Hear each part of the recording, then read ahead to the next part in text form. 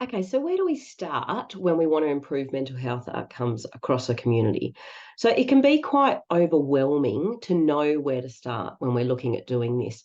But I want to talk to you today in this video about why it doesn't have to be. So I've spent a lot of time working with clients and communities, and I've created a step-by-step process that people can utilize when beginning this process. And I wanted to talk to you in this video about some of those first steps.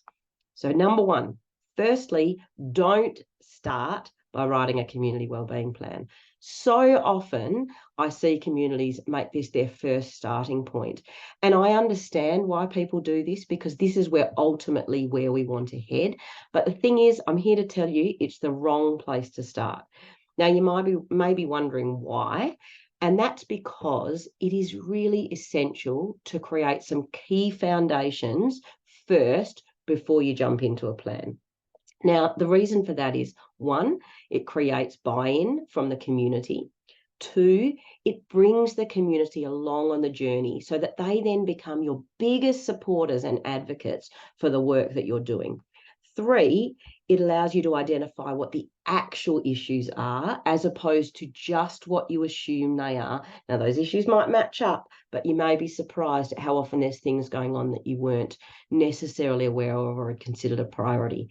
And really importantly, it allows you to get access to substantial funding to support your wellbeing plan when you do write it and when you develop mental health initiatives.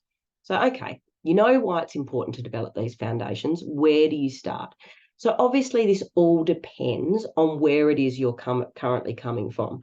So if you're currently thinking about doing this on your own, then the very best starting point is to start by creating a mental health action team with a real priority for improving mental health outcomes. Now, I'm not going to go into the whole process that's involved in that because this would be a very long video. But what I'm going to say is that if you're at this point and you're someone who's passionate and you want to create a team, then if you click on the link below where I have access to my free community mental health checklist, which will give you all the steps and give you a really good overview of what's involved in setting up the process. You will also have access to a resource that will give you step-by-step guide as to how to set up your mental health action team, and an instructional video that I've set up so that it can be really done well and effectively and very sustainable. So then once you've got your team, it's really about doing some key foundational steps to get you started. Now, what those steps are the following. Number one, you need to develop a shared understanding of mental health across your community. We tend to assume when we're in that world that everybody has the same belief of us, but it's really important to start developing awareness and conversations around the community first of all. Number two, we need to collect and analyse data so that we identify what the key issues are. Now, I know people glaze over when you say data, but trust me, I felt like that before, and I've developed some really good ways of going about it to increase engagement and to make it meaningful and useful to you when you're actually doing this. And then thirdly, we need to identify some initial goals and targets based on that data so that you can have some early wins right up. Now, the reason I say those three things, and particularly that last one about having wins, is because it's about starting to create a presence in your community and really creating a presence for your action team.